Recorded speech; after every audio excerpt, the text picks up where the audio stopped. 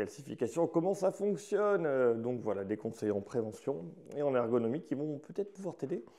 Donc dis-toi que la calcification d'épaule, quand on opère, c'est comme une espèce de dentifrice avec des petits cristaux de sel à l'intérieur. Bon, c'est du calcium bien sûr. En réalité, c'est comment dire, une calcification, donc c'est le sang à l'intérieur de la tendinite qui va venir stagner et qui va se transformer en une espèce de pâte de dentifrice avec tu vois, avec des trucs dedans, des petits cailloux de calcium. Donc, qu'est-ce qu'on fait pour essayer d'aller mieux? Soigner la tendinite, ça c'est le numéro 1, tu vois. Va voir ton docteur, il va t'expliquer. Dans le numéro 2, dis-toi que dans la plupart des cas, ça va passer tout seul par ce qu'on appelle une crise calcique. C'est-à-dire que tu auras une douleur horrible qui va durer 2 semaines et où le corps va venir nettoyer et réparer tout ça. Crise calcique. Donc ça vient souvent 1 an et demi après que vraiment on commence à être gêné par tout ça. Mais on peut y arriver autrement. En soignant son épaule. En fait, si on arrête de saigner à l'intérieur, de faire des micro-blessures au muscle supraépineux, le muscle qui est ici, là, en dessous, qui tient l'épaule. Il y en a plusieurs, mais c'est le muscle principal de la coiffe des rotateurs. Si on arrête de le micro-blesser, d'avoir des micro-saignements à l'intérieur, de faire des micro-déchirures, déjà, ça va stabiliser la calcification. Elle ne va pas continuer à augmenter. Les douleurs ne vont pas devenir de pire en pire. Donc tout ça pour te dire que le résumé de la calcification d'épaule, c'est que tu as la crise calcique qui apparaît quand on ne se soigne pas, au bout d'un moment, quand on ne fait rien du tout.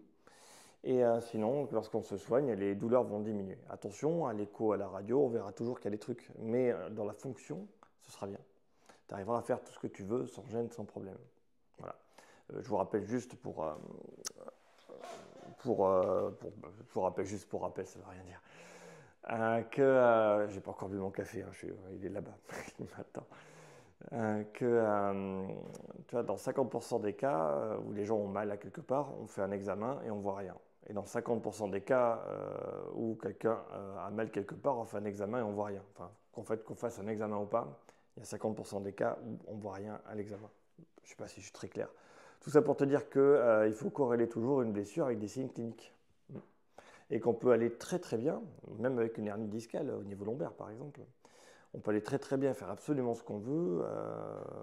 Voilà, les examens, normalement, ça sert juste à vérifier si c'est extrêmement grave et s'il y a besoin d'opérer et où. C'est ce qu'on fait normalement aux États-Unis par exemple.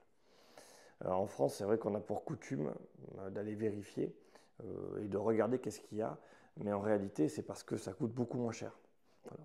Donner un ordre d'idée, un IRM aux États-Unis, c'est 250$. Et l'avis du médecin, c'est pareil, c'est 250$. Donc c'est 500$ l'IRM avec examen.